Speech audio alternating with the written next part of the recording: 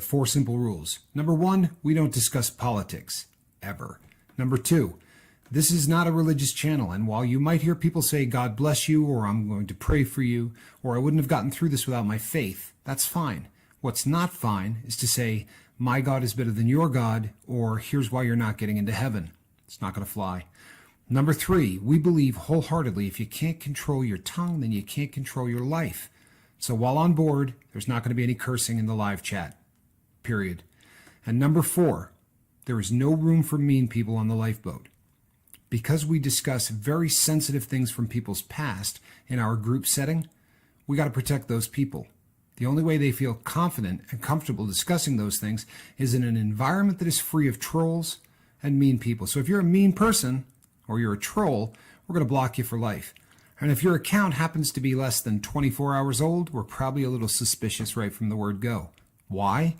Well, because there are people in this world who enjoy being cruel solely for the sake of being cruel.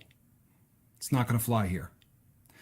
But if you're here because you're trying to get sober and live your best life, then you might find that the lifeboat is just that, a lifeboat.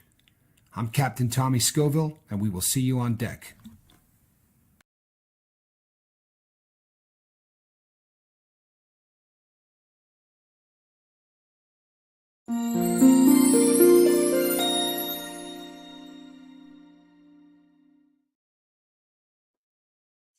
Hey everybody, I'm Captain Tommy Scoville, and on the other side of the glass will be Captain Mark Wages. We are glad that you are here. Zenwen, thank you so much. Just firing it off right from, that was the hello, you're late, get here. I really appreciate it.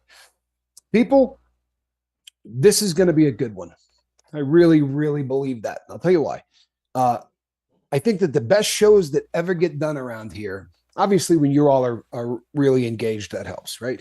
And that really makes it what it is. But from our standpoint, when we get on a subject that we really feel confident about or feel good about, it's usually something that happened during the day, right? Something that was so glaring that it sort of jarred me or Mark into that. What in hell just happened? I have got to talk about this on the lifeboat, right? Yeah. So today was one of those days. Brandon, good to see you. And Brandon and Taylor, good to see you too. He says, I love you, and smash the like button. Please do. It helps. It absolutely helps. Big red button. Okay, people. So today I went out. It's a holiday, right? So, and speaking of which, I'm a captain of a virtual boat, right? I wear a hat. There are people who wore, uniforms with real hats and really gave up an awful lot so that I could sit here in this chair and do what I do. And that, today is a day that we probably should have more of, one every 365 days doesn't seem right to me. But to all of you who have served or are continuing to serve, God bless you. Thank you so much for your service. Really mean that from the bottom of my heart. I would ditto that, guys. Yeah, no question, right? I mean, yeah I am a big supporter of anybody in uniform. So I went out today. And I had to get gas. Doesn't happen very often, honestly. I have a car that gets 18 million miles to the gallon. So it is very, very rare that I got to go put gas in this thing anyway. But today was the day. So I drove over to one of those gas stations that doesn't have you can't walk inside. Like there's no convenience store attached to it or whatever. It's just a buttload of pumps outside. And you just go in there and be about 18 people getting gas all at the same time. Really just one of those huge fill-up places. You see them at Costco or Sam's Club, or places like that. So I start getting gas, and I'm kind of concentrating on what I'm doing, right? I'm not really paying a whole lot of attention to anything. And I hear someone cursing. I mean, just like up a storm. Every other word, F-bomb, F-bomb, F-bomb, F-bomb. So I turn around to see where it's coming from. And this person is like catty corner away from me, right? It's not the car directly across the pumps from me. It's one over. He's directly across the pumps from a woman that's, I don't know, 70s, maybe 80s. Not a young woman. But she was staring at this individual. And apparently she made eye contact with him a little too long for his liking. Because he said, you should take a mother loving picture that would last a whole lot longer. Of course, that's not exactly how he put it, but you get the gist.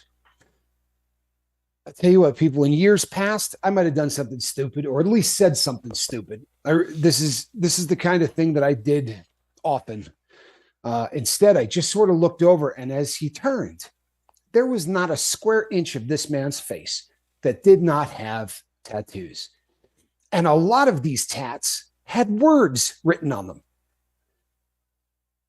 It strikes me that if you write words on your face and then somebody takes the time to read them and that makes you angry, you're defective, right? Straight up, you're defective. But here's where the lifeboat part of it comes in. So I'm a wise guy, right?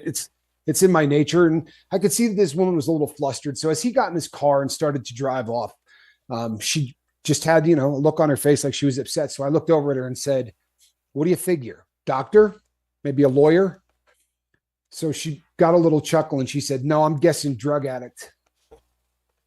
And so I sat there and, I understand exactly what she's saying. Guy looked like a drug addict, right? He looked like the Hollywood dirtbag drug addict that they always put into any movie, right? The guy that's beating his kids. The scenario, right? Central casting. So I said to the woman, not all drug addicts look like that guy. I said, drug addicts come in every shape and size. And I'll be honest with you, a lot of them are fighting really hard to just be good members of society. And she said, "Are you one of them?" I said, "Yeah, I am one of them." And she said, "I'm sorry, I didn't mean to offend you." And I said, "No, you're good. I get it. I completely get it." And as I got in the car to drive away, I thought, I'm thinking of emails that I've gotten in the last month. And I'm not going to drop any names, right? But there are people who are going to hear this and they're going to know who I'm talking about. I'm not doing this out of anything other than love, I promise you. But I get an email from somebody that says, "I have been trying so hard to get a job. I've gone to 2 or 3 interviews in the last, 2 weeks. Nothing's working out." So I said to this individual, "What do you think it is?" "Well, I think it's my criminal record. My criminal record is the reason I can't get a job." I said, "You know what? That could be the case, but let's go over this because I've hired a lot of people in my life and I've been hired at a lot of places in my life." I said, "Were you on time for the interview?" He said, yeah, I was on time." I said, "What did you wear?" He said, "I wore a pair of blue jeans and a Slipknot t-shirt." And I said, "Okay." He goes, "And I had on a ball cap." I said, "What did the ball cap say on it?" He said, "DEA." Right? He had a blue hat with yellow lettering that said DEA. So I'm thinking to myself, do you think the reason that this cat didn't get a job was because he has a criminal record? Or do you think the reason that this guy didn't have a job is because he put a billboard out to the entire world of who he is? Now, doesn't always represent the truth of who you are, right? But it certainly screams, "Hey, take a look at me. This is who I am." I love the Grateful Dead, right? Love the Grateful Dead. Went to a lot of concerts. I've talked about this on the boat. Big Dead fan, Deadhead. I wouldn't go to a job interview wearing a tour shirt from 1988, right? I just wouldn't do it. It's probably not a great way to get a job. And it started to trickle down as I'm sitting and going through this. There were so many times that people will say, in the course of an email, they'll say, "I'm having a difficult time communicating with my loved one, with my whatever, with my boss." And in the course of 2 paragraphs, they will use the F word 15 times. And you start wondering to yourself, you having a tough time getting along with people? Perhaps it's the way you talk, right? Perhaps the fact that you say F, right? That's never said nicely, right? Think about it. That word always has an edge to it. If you grit your teeth when you say it, it makes sense, right? It's not a happy word. And there are people out there, trust me, who are offended when they hear it. I mean, in the right place, right time, time and place, right? Time and place is great. For instance, If you're going to see Slipknot, I'm guessing that t-shirt would blend right in, right? There's no doubt about it. That's going to blend right in. If you're going to church, might not be a great selection. I'm not bagging on the band. Do you understand? I don't care what the band was, right? But a tour shirt is probably not something you want to wear to church because the people there are probably going to be offended, right? Place and time. Same with your vocabulary. I'm a convicted felon, and I spent time in prison. I'm not proud of that. Believe me. While I was in prison, I spoke the way that they did. And it was F-bomb after F-bomb. You will never be any place in the world where you will hear more cursing than you will ever hear in prison, right? And people will say stuff like, he curses like a sailor, right? Or longshoreman. You can put in whatever, finish that any way you want. Man, you should have met this girl. She cursed like I don't care what you put in. And you think anybody on this planet has ever said college professor? Right? You should have seen this girl, man. She was cursing like a brain surgeon. Right? Cursing like a doctor? Probably not, right? Yeah. No. Great point. There's a reason for that. The reason is when you start dropping F-bombs, every other word, people are going to judge you by that. Is that fair? I don't know, honestly. And I don't care because I'm aware of it, right? I'm aware of it. Society has put up these guidelines, right? They're not written, but they're unwritten rules of society. You're going to be judged on the way that you dress. Is that fair? No, it's not. But you know it. Yeah, you know it. And that doesn't mean that you need to have on, $200 shirts and $4,000 shoes, right? It just means that you look kempt, right? Like you took the time to make it look like you aren't trying to offend people with what you're wearing or with how you're talking. But the truth is, these are going to be the first people that are going to reach out to me and say, nobody will give me a fair shake because of, and then they will give me whatever that reason is. I'm not sure that's the reason, right? I'm not sure that's the reason. When that woman said, when I joked and said, you think he might be a doctor? What, a lawyer? Drug addict. The way that woman said it, there was no love in that, right? It was dripping venom. To this woman, every drug addict on the planet is a piece of crap. There isn't a good one. There's nobody that's just trying to, and I'll tell you what, I was dressed really nicely today. I wasn't, didn't have on a tour shirt, right? I hadn't dropped any F-bombs. And until I said what I said, that woman had no clue. I promise you. She looked taken back when I said, yeah, I'm a drug addict, doing everything I can to get clean, right? I've been clean now 7 years and some change. And even when she congratulated me, she looked really uncomfortable, right? I'm guessing that she hasn't met a lot of people who have been addicted to drugs. Very often, because of what drug addiction means, we don't go around bragging to people about it, right? Why is the lifeboat a cool place to hang out if you're a drug addict? Because you can talk about whatever you want. No one's going to judge you. In the real world, trust and believe you're going to be judged. Time and place. So maybe it's not such a great idea if you go into a job interview and they say, what have you been doing for the last 5 years? Blow is probably not the great answer to that. Right? Slamming dope. I'm sorry I keep chuckling on you, man. No, you're good. You're good. I mean, this is funny. Yeah. It is. It's funny because it's funny because it's ridiculous. Yeah. Exactly. But these are the kind of things that happen, right?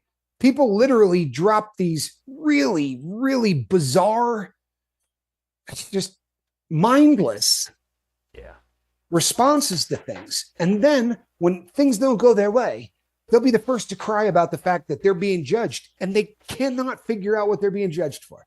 So here's a piece of advice. You can take it or leave it, right? With everything I say, take it or leave it. Here's a piece of advice. If you did it a lot when you were on dope or you were drunk or whatever, don't drag it with you into the new you, right?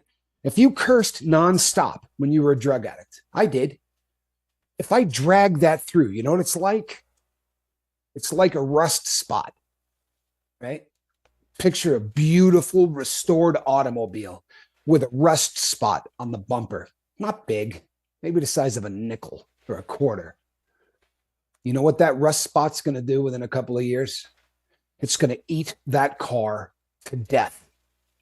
It's going to spread. It's going to make other places on that car weak. It's going to make other places on that car ugly. Thank you, Seventh Son. A good steak pun is a rare, medium, well done. Yeah, can I You add, go ahead. I'm sorry. Go. I just want to add something here, guys. And it applies so much, and I really just didn't think about it till just now. I can't believe I didn't. And if medicated assisted treatment, all right, Suboxone, that's what I take. So I had to go to an outpatient facility to get that. After I get out of in-house rehab. Now, that society and just an overall view of humanity has an issue when they actually, at that facility, we had a class we had to take that was called Pride versus Stigma. And what that class was to try to get you to understand that there is a humongously bad stigma around anything medicated assisted treatment against addicts in general. And so they made you take a group once a year that had to be a specific group, so they could teach you how to try to overcome this and how do we change it. And I have to say, one of the biggest things, this is why I'm bringing it up, is the way that you look. Okay? If you're not taking care of yourself, if your hygiene sucks, if you're showing up at the grocery store with your stinking pajamas on, I mean, what do you think people are going to think about you? How can we sit here and get upset and mad or even just get hurt if we're just fueling that fire? Because that's what you're doing. If you want people to care about you, well, then care about yourself. That's what you have to do. Yeah. And I know it sounds kind of probably harsh, talking an addict to an addict in recovery back and forth or whatever, but it is the truth. And I've said it 1,000 times here. My golf coach used to tell me, if you want to golf good, dress like a golfer. Don't show up with pads and a helmet. Come with your golf bag and some shorts.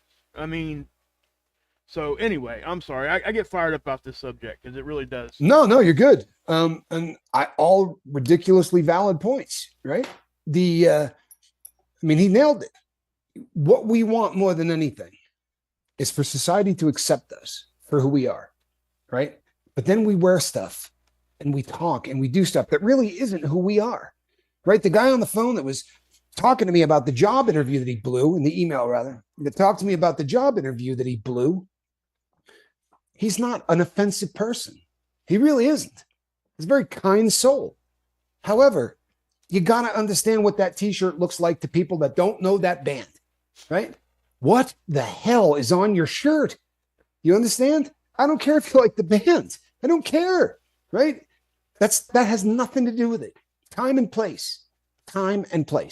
There are places that fits in perfectly, and there are places that it doesn't. If you're at Burning Man, do whatever you want, right? Do whatever you want. You are not going to offend people at Burning Man. Your language isn't going to offend people at Burning Man. Nothing, right? Because anything goes. But in the real world, chances are there really aren't too many places where time and place where you can curse. If it's you and a friend and you're working and you hit your thumb or you're doing anything, or if every other word out of your mouth is an F-bomb, know where the places you can use it at, right? Just cut back. But if you did any of these habits regularly when you were using, if you drag that into your new life, it's that rust spot that I was talking about. I promise it's that rust spot, and it will start to erode every other part of what you're doing. And I know you're thinking that's crazy, right? Me going out there and cursing is going to cost me, sobriety. No, it's going to start you down a road, right? It's going to start you down a road.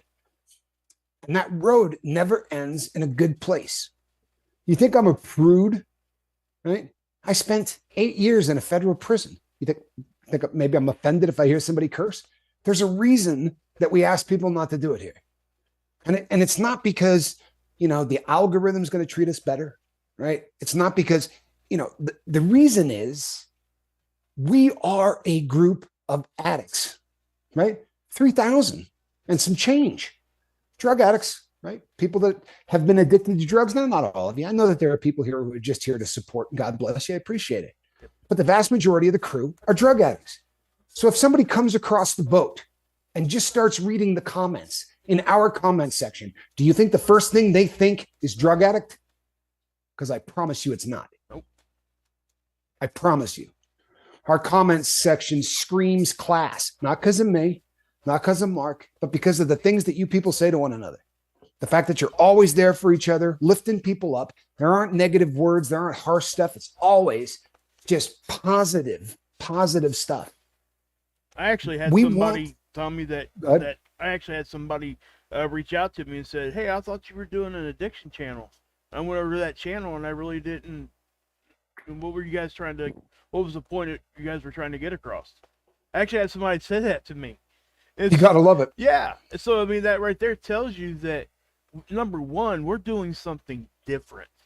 We're attacking this problem differently, and number two, that speaks volumes for you guys, because it does. You got that right there. This is how the stigma changes. This is why I had to do the group out there.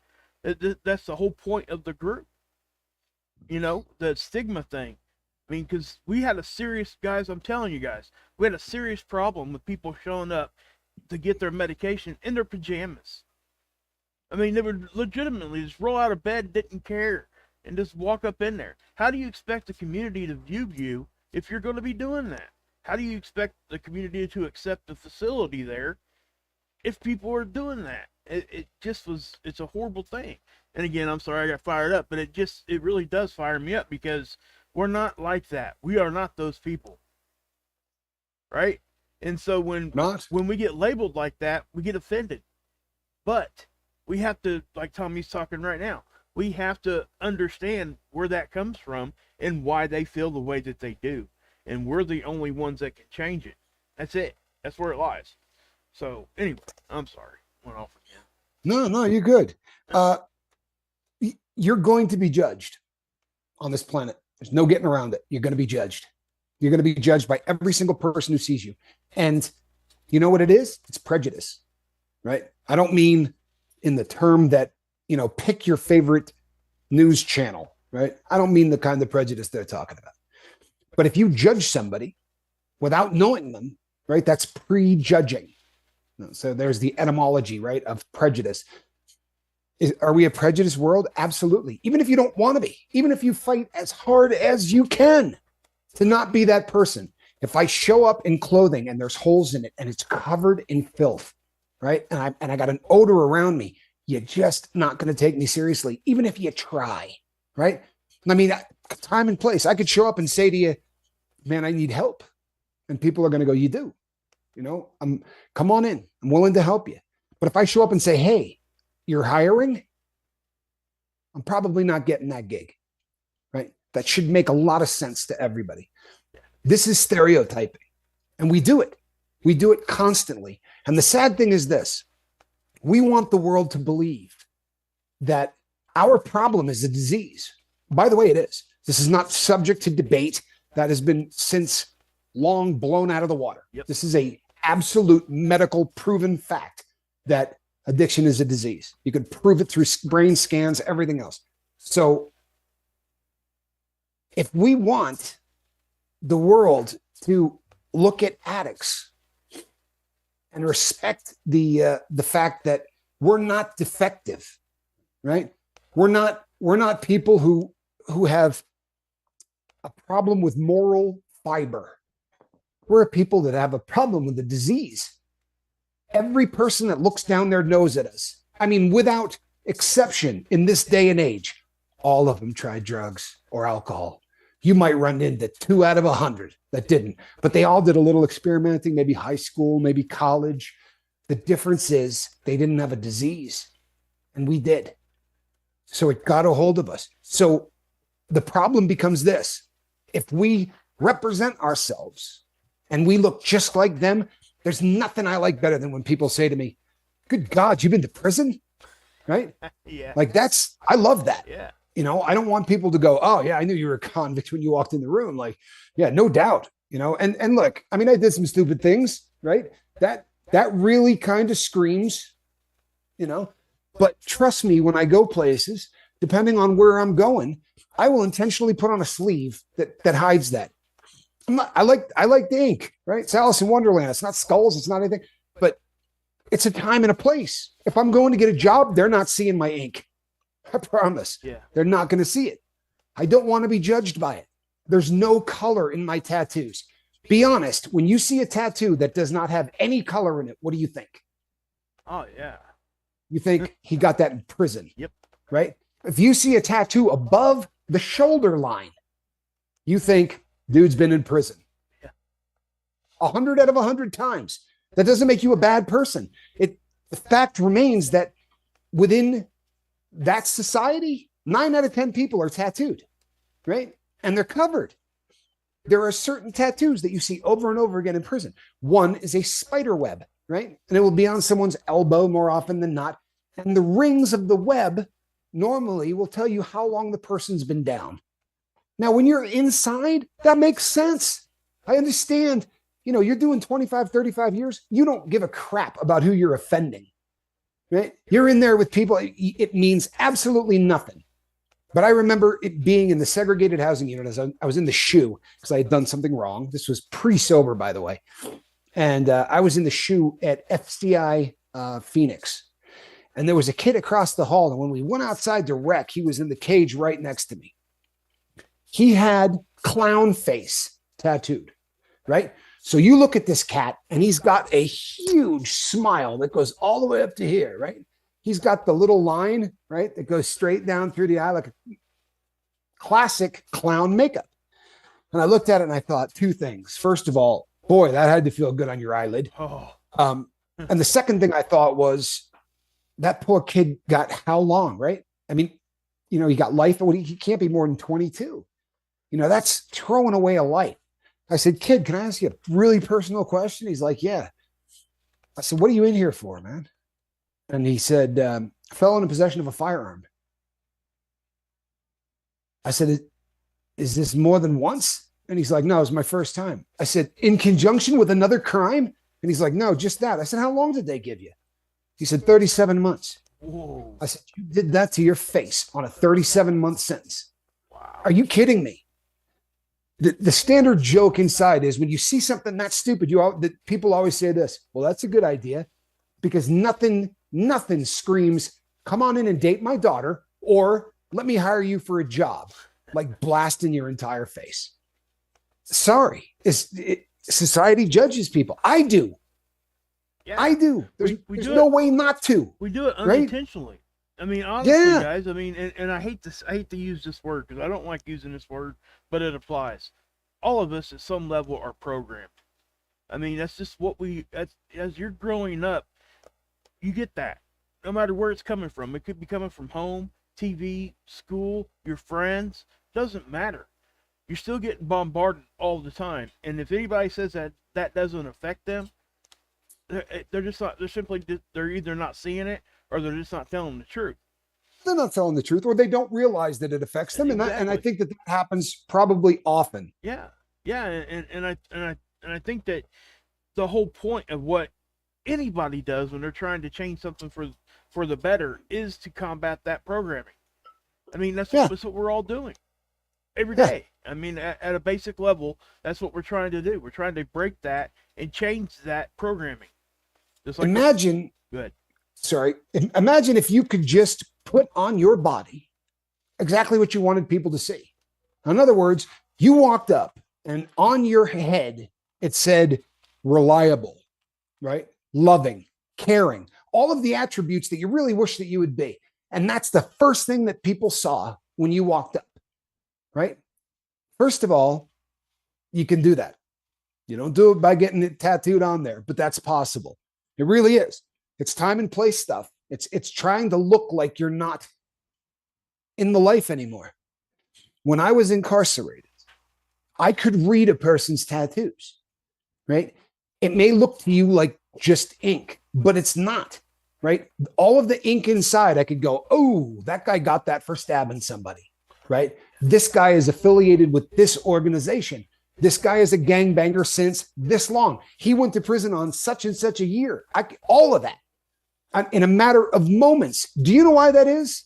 Because they're not articulate enough to try to tell people things. Honest to God, they end up telling stories with tattoos. When you drop 4-letter words and you put 30 of them in a sentence, do you know what the general public thinks? Dude's got no vocabulary. Dude's got no vocabulary. Knows about 45 words, and that's his favorite. And he's just going to keep dropping it. You're never, ever going to impress somebody with that, right? And I know that in a perfect world, you should go, I don't care what people think. Yeah, you can get away with that all you want, for real. Don't care what people think. But don't send me an email going, why can't I get hired? Right? Yeah. At least be Let self-aware. me If this is the road you want to go down, if you decided that, you know what, I'm going to get sober, but I want to look like I'm not. Right.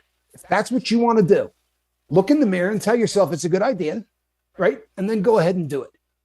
Then go ahead and do it. Right. But if you want the world to treat you like you're changing, right? Do you know how many times people call us or email us and say, it's so frustrating. I've been sober a year and no one will accept me. You know, they're still treating me like I'm, addicted. I go over to people's houses and they hide their purses, right? That hurts, doesn't it?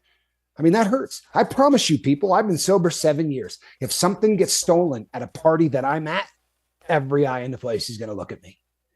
I earned that by being a thief for a really long time. I earned that. I got to live with that. But I'm certainly not going to give them a damn thing to make them think that now. Right? Exactly. You want to drag something from my past into the present, that's up to you. But I sure as hell am not going to give you a reason to. We can't forget Right? that we're not that person anymore. We cannot forget that. And all of us do. We really, truly do. At some level, we just, boom, we lose it, right? And let me say this too, and because this applies to people that have been, like me and Tommy, we have been in recovery for an extended period of time now. We have to remind ourselves this is happening because we are removed and we have been, pushing forward towards who we really truly are, and we put that out there for the world, and we just forget what we used to do and what we used to look like. So we can't forget that. Anybody that's been in recovery for a while, please try to do that. Just step back and we talk about all newer people that are in recovery for a very short amount of time. Oftentimes are the best people to go to get help. Thank you, Jim Webster. That's awesome. Got to run. Need to get my MS-13 tat done for an interview. Just kidding. Great points. Jim's funny as hell. It's funny, man. That really is funny. That really, and I'll tell you what, though, when somebody puts it like that, don't you just go, that's the stupidest thing in the entire world, right? Yeah. I mean, how funny is that? There are people doing it. There are people doing it. Every single day, there are people doing it. And you know something? If you screwed up and you got ink and you don't like it, you know something? It's not the end of the world. You can absolutely overcome it. Yep. But you got to work a lot harder, right? You got to work a hell of a lot harder. Yep. So let's do everything within our power to not have society treat us any worse than we earned. You hear me? We're going to get treated poorly, and we earned it. We should not get treated any worse. And the truth of the matter is, we're also going to get judged for every other person that's ever been addicted. Honestly, the fact that I stole so much has affected every other person that has a drug problem. It's a stone cold fact, right? It translates. That woman that looked at that guy and said, drug addict, I promise you, somewhere in her life, she was affected. Somebody stole something, right? Somebody broke into her car, something, right? Someone who had been drinking ran into another vehicle. Oh, and one thing before I forget it, because I've been known to squirrel off. There are a lot of people that come here from who have also been in recovery. Very often they'll come from, one of the bigs, right? Which usually have 12 steps, right? And 2 initials. And it doesn't matter which one. Very often in those programs, they will tell you when you get your job, when you are hired, make sure you tell the person you're working for that you have a problem. What the hell would you do that for? I'm sorry. Like, I'm not trying to be an idiot or a jerk, but why would you do that? I'm not telling you to lie to somebody. If the person says, hey, have you ever had a drug problem? Go ahead and tell them. But why would you volunteer that before you have even worked 1 minute? Do you know what's going to happen to you for the rest of the time that you're there? You'll be passed over for any kind of promotion. You know, Mark's working really hard in there. Yeah, he really is, but it's just a matter of time before the guy, jumps off the rails. He's going to end up wasted at some point, right? I mean, I'd like to promote the guy, but he's a drug addict. It's just a matter of time. It always happens, right? That you will be judged by every other person that ever worked at that place who did drugs. Don't volunteer stuff. If you want to tell somebody about your recovery, God bless you. I would also say, once again, time and place. Do I look like I am at all uncomfortable admitting the things that I've done? Not here, right? Not at all uncomfortable talking about it here. Time and place, right? There's no reason for me to do this in places that straight up people don't know, right? And if you're going to, there's nothing better than when someone gets to know you, absolutely relies on you, says, boy, you know what? Really glad you're here. The work you've been doing, we'd like to promote you to the next level, blah, blah, blah, right? And then at the company party, when there's somebody getting loaded and falling down, he does that every year. I had a real problem, but I got sober. And they're going to look at you and go, you got to be kidding, right? Yeah. That's a compliment. It really is. It's a compliment. It's saying you have changed enough that we don't look at you and prejudge you based on the things you've done in your past. Tommy Bird said, it is what it is, right? Cursing will always sound ignorant, right? Is there anybody listening to me that doesn't think that's the truth? Honestly, is there anybody listening to the sound of my voice that thinks if you put 4 or 5 F-bombs into your next sentence, the people that you're with are going to go, it's a pretty smart guy, honestly. What a point, right? Boy, he articulates that beautifully. They're going to go, I'm not listening to him. At the second F, doesn't matter what you're talking about. Doesn't matter what you're talking about. Because they've stopped listening. Exactly. I catch all kinds of crap. If you knew the number of emails I get from people who really can't stand the whole, if you can't control your tongue, you can't control your life, right? There are people that really are angry about that. And it is what it is. I wholeheartedly believe that. And you're trying to create a new person. If you're not, I'll tell you what, do what you do. Yep. Do what you do. Every person that I've seen really become successful getting sober creates a new person. They honestly create a new person. They throw out the stuff that made them reprehensible, and they adopt things that make people want to like you, be near you. Right. Cursing, might want to leave that one back there. Honestly. Yeah. No, it's not a big deal. It's not. It really is. Time and place. Yeah. And if a person like Niall comes on, and pretty routinely, Niall's going to let one slide. Nobody gets offended. Yeah. Nobody gets offended. Sounds like he accidentally let one slide. It's usually it doesn't sound like this is how he talks to his mom. It's kind of like the intent behind it, right? Ain't that kind of, it really is. And that's just what it is. Absolutely. And I've actually spoken at length about this, believe it or not, on my other channel about the use of curse words. There's a difference between cursing and cussing. There's a huge difference, number one. Number two is when we're using these words, who decided that word was bad? Somebody at some point had to say, hey, you put those syllables together, that's a bad word. You guys see what I'm getting at? It's just a word until you give it meaning. So, and that's what I'm saying. See, Ilea. What'd she say? Ilea said, I read that people who curse have higher intelligence quotients. Thinks the IQ tends to be higher in people who curse. Yeah. That would be a fun study. I've actually seen that study. She's right. 100% right. I mean, they actually did a study on that. It's crazy. I'm not sure exactly how much, but the IQ of people that do cuss is that way, you know? And guys, again, words have, we say it all the time, words have meanings and words matter. So whatever meaning you're giving to that word is what matters. It's not, but let me say this too, and this is why we don't allow cussing here, because it does offend certain people. I mean, and it offends them in a hard way, and we're trying not to do that. So, like Tommy said earlier, time and place. If one slips out like what Niall did the other night on stream, nobody would even remember it unless Tommy just said it. And no one was offended, I assure you of that. Exactly. And that's what I was Least of all us. Yeah. Least of all us. We didn't care. And we do have Christopher on the line here. I'm not sure if you want to bring, you let me know whenever you want to bring him in. Sure. Just the takeaway is this. There are so many of you listening to me right now who curse constantly, right? I know it. I have conversations with you guys a lot. Well, me. And I'm not busting on anybody. I really am not. But the fact that you can come here and for an hour not let one slide, so you understand the concept of time and place, right? Yep. Fine. That's really what it's all about. I'm not saying that you're going to hell in a handbasket if you say shit, right? Yeah. It's not what I'm saying. I'm saying there's a time and a place for it.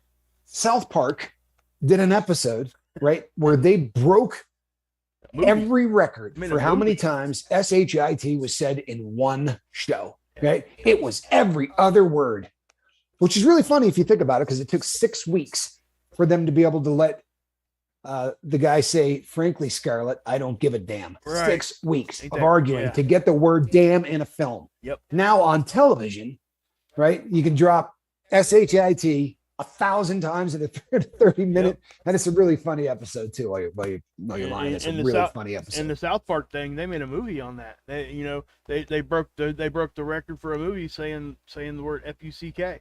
Yeah, it went out of their way. Yeah, that was the whole point of the whole movie almost. I remember when I was a kid, and I'm sure Tommy does also, that it used to actually mean something to somebody when they picked up I'm going to age myself here, a cassette tape, and it said parental advisory. That actually meant something. Right. That meant that it had a lot of cussing or a lot of sexual innuendos in those songs, and it wasn't appropriate for a certain age. But mainly the cussing. That's why they did that. And it's like, as I grew older, that's why my opinion. Tipper Gore. Yeah, for sure.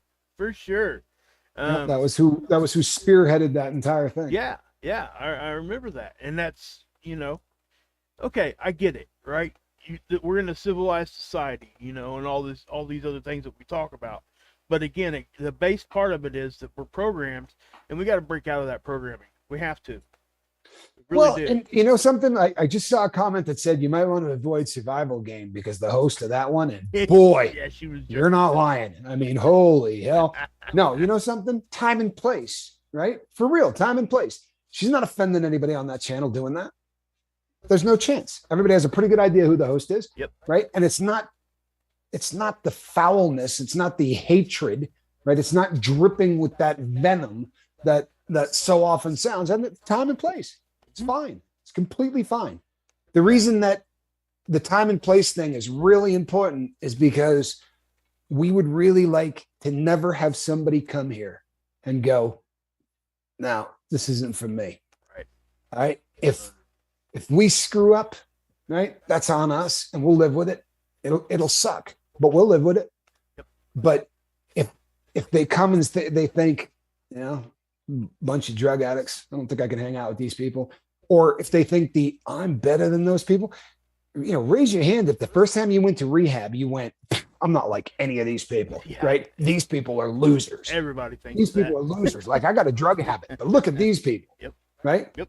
And I know everybody at one point or another has thought, I'm different, right? Yeah, I'm addicted to drugs, but I'm not like any of those people. I got news for you. You're exactly like those people. Yep. It's like I told you really are. Remember the story I used to tell all the time about my mom? Remember that one? And I do. A lot of people I guess we got enough new people I could tell it real quick. I went to a a birthday party, and it was my mom's birthday party, and we're standing there, and my sister had asked me to watch my nephew in a couple days. I was going babysitting, and that day was the day I needed to go to my outpatient facility to get my prescription. Just pick up the script and leave. You know, it wasn't anything more than that.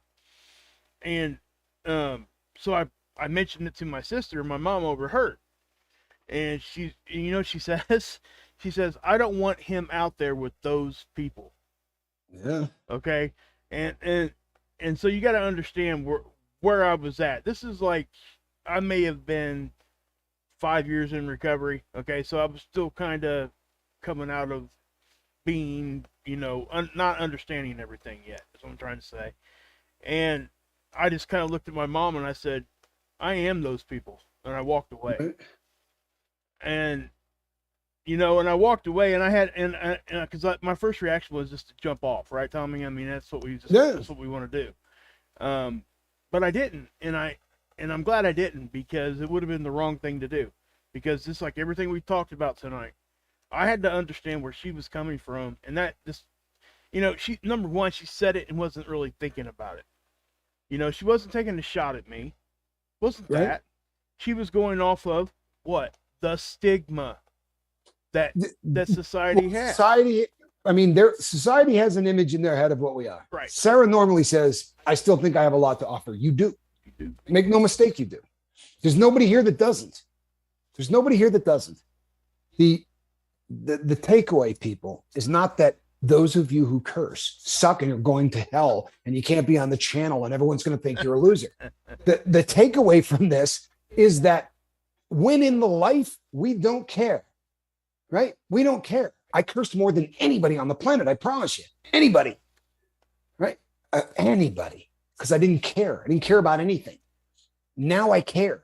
And the people that see me are going to judge a whole other group of people by me, right? The responsibility of 1,000, 2,000, 3,000 people who are all trying to better their lives.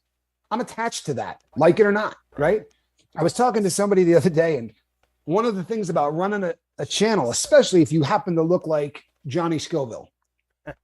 Now, my brother has a very, very good sized channel, and I can't tell you the number of times I'll be somewhere and someone will go, hey, aren't you? It keeps you on your toes. Right. It honestly does. Because I know that the first time I really lose it in public and I start yelling at a waiter or I start being a jackass someplace, someone's going to go, hey, isn't that Captain Tommy? I promise you, right? Yeah. Be the first time. I kind of like the idea. And it's for me. I like the idea of doing it like there's somebody from the boat always looking. Yeah. That's a great. You can live any way you want. Yep. The time and place thing. Honestly, if you're trying to get a job and get on your feet, don't go there with a shirt that says F you on the shirt, right? Little common sense. Don't say to the guy, you guys pay effing minimum wage, or, when do you get an effing raise? You're not going to get hired, right? Stigma, whatever it is, you're not going to get hired. Right. Little time and place will go a long way. You say we got Christopher in here? Yeah, we got Christopher here. Let me ask him to unmute here just a second, and we'll get him in here. Okay, and he's sober. Yep, I wanted to pop that up there real quick. Love it. While we were doing that. That way everybody sees it. Guys, anybody that's new here, that's something we recently started doing. I actually calculated a rough amount of days sober that we all have here together. So that tells you how many days that we have experience on how to beat this horrible thing we call addiction. So, anyway, let's bring Christopher in. Love it. All I gotta do is unmute Christopher.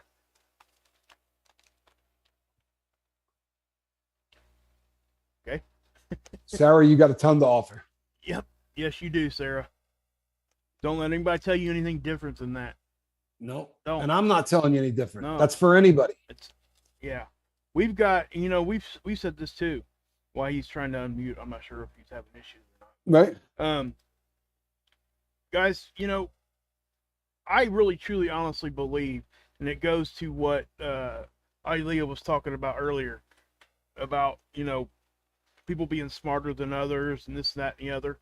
I do think that we're predisposed sometimes, those of us that are addicts, to have a certain way of thinking. And we analyze things a little bit different. And it does make us seem a little bit, I don't want to say smarter, but we just look at things different. We, I know for like me and Tommy, we have dove. This is something different than what society experiences usually. We see a problem, we're diving right on it. We want to understand why. Why am I feeling this way? Why do I do this? And why? Just why? And not everybody gets there. And it's okay. I mean, if you're not like that, you're not like that. I mean, that's just the way life is. But for us, that's how I see Tommy. I'm pretty sure he sees me the same way. And it's, I don't want to say that we're smarter or anything better or anything like that than general society, because that's not what I mean. What I mean is the fact that we are valuable. We have value, guys. Okay? Just don't ever let anybody tell you you don't. And unfortunately, that is part of the whole admitting that you have a drug problem. And one of the reasons that it is so damn difficult for people to admit that they have a drug problem is because the world is going to tell you that you're a loser as soon as you do. Right? That's just the way it is. Right? Yep. Don't make it worse. Don't make it worse. Do everything within your power to lift it up for you and for everybody else. Yep. Coming up in February, I'll be 4 years in recovery. Not that there wasn't several relapses that first year and a half. You know what? I'm so glad you said it that way. For real. Yeah. There's nothing bothers me more than when somebody says, oh, I got no sobriety time. None. I mean, I had 19 years, but then I drank. Okay. So you had, once you drank in 19 years, let's say you've been in recovery for 20 years with a slip up. You know what I mean? That whole, it's all blown, and, that drives a lot of people back to just keep going. All right, screw it. It's over. I may as well just get loaded and stay loaded. Christopher, I have unmuted. I've sent you unmute things like 12 times, man. There's nothing else I can do as far as. Well, there you are. There you are. You got it. You got it.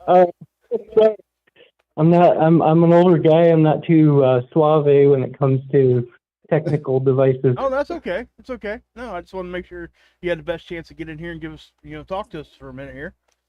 So how are you? Yeah, no, I just want good. I just wanted to chime in on your cursing. Sure. If guys have to input for cursing, and I used to swear. I mean, I used to swear every other word. It was F-bombs, the H word, everything, and I didn't realize I was swearing so much.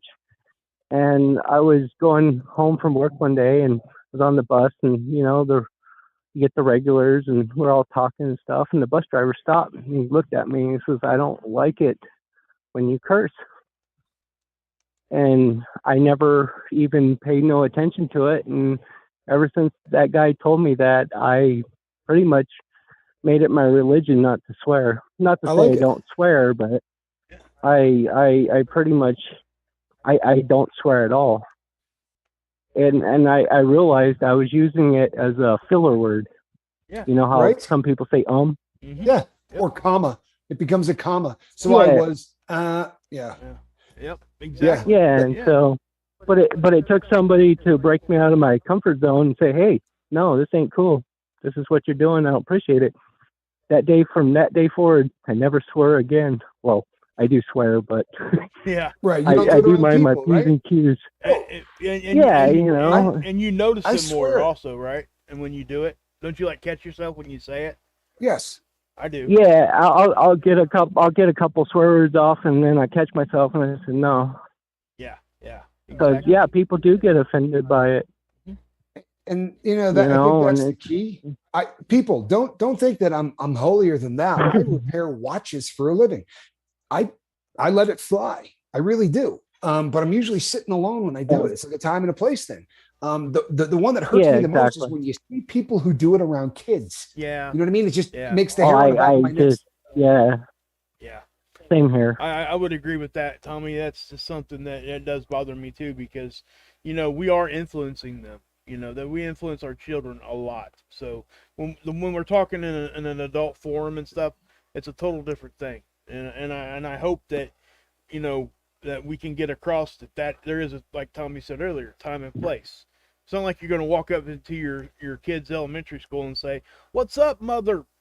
oh, Yeah. let's go slap Yeah, this. exactly. You know what I mean? We're just not going Yeah, to do that, right? right? And if people do, Yeah, they're gonna look at you like, who is this guy? yeah, It exactly. just makes you sound unintelligent, and a lot of people who do swear like that all the time and are unaware of it.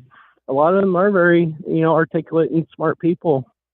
Yeah. Great You points, know, man. Great points. And it just makes them look. People don't give them the credit that they deserve because they swear. That's And, absolutely right. Yep. yeah, I mean, That trickles down into sobriety too. It really does. When you see somebody, I have issues with that. when you see somebody that long-time just listener, completely changes. I'm sorry. Go ahead. I said long-time listener, first-time caller, but yeah, I'm not sober every day. I have a big issue with sobriety and stuff like that.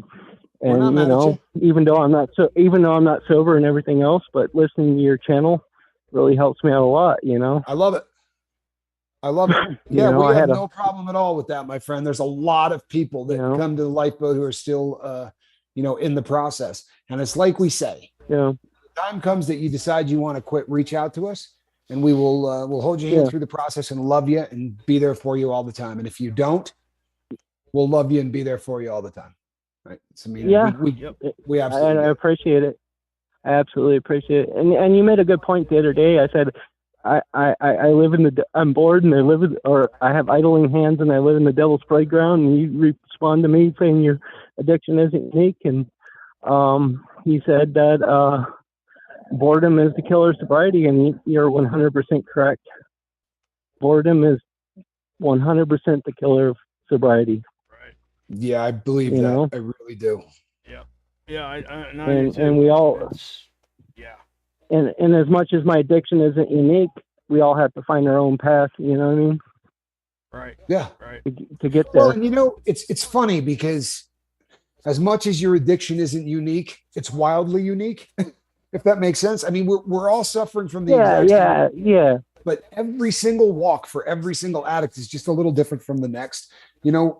I really try to never say I know exactly what you're going through, unless the person is vomiting and going through withdrawals, because those really are exactly the same thing. But everybody's path is different. It's like you said, it really is. Yeah. We are at the top. Yeah, we are at the top of the hour, so we're gonna. Great call, Christopher. Thank you for calling in, man. That was all right. Maybe I'll call back in some other time and don't be a stranger. Chime in for some other stuff, whatever. Please do. And if I ever become sober and you want to jump out of an airplane, eat some hot peppers. I hate planes. I hate heights, but if you want to break me out of my comfort zone, and got it, I'm down. I love it. I absolutely love it. We can hold hands and skip through the park while we're eating super hot. I absolutely love it. That's it. All right. Have a good night, man. Well, you take care. I love your channel. We all have a huge problem with sobriety, sober or not. Well said. Really well said, Tommy. Thank I love you, Christopher. that. I appreciate it. DJ Blaze, good to see you. Didn't even see him in here. Sorry. Yeah, okay, people. Yeah. I was always wanted to call you guys, and I'm glad I got in. And, well, we're really glad that you took the time to call us, Christopher. Don't hesitate to do it again. Yep. Please do. Okay. All right, bud.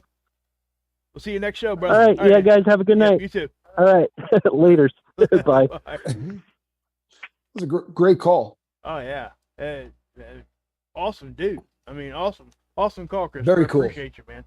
Honestly. Very cool. Everything was articulated, and that was. I love it. Yep. I really do. I love it, and it sort of hammers home a point that we make all the time. If you're hearing this and you think, I can't go to one of the lives. You know what I mean? I'm not sober. Yeah, it doesn't. Trust me. If you're not sober, you should be here. Exactly. Meet some people that are sober. See if it's going to be something that works for you, and if not, just hang out. You might learn something. The crew is pretty damn sharp. And I don't know if you're going to learn a lot from the captains, but the crew is pretty damn sharp. in honor of Kiss Freak being here tonight, everybody needs to Hulk smash that freaking like button. That's right. I mean, that's come on, right. Guys. Do the Hulk. You got to Hulk smash that. I mean, ain't no. And I'll tell you something. So you guys know the takeaway, right? We're not judging anybody for cursing. We're saying the world will. Well, except maybe that survival game girl, because she's really, really bad. Off the hook. No, I'm kidding. I'm kidding. We love her, in spite of her potty mouth. Just kidding. All right, people. I'm gonna go eat something, but I will be back here tomorrow night. Same bat time, same bat channel.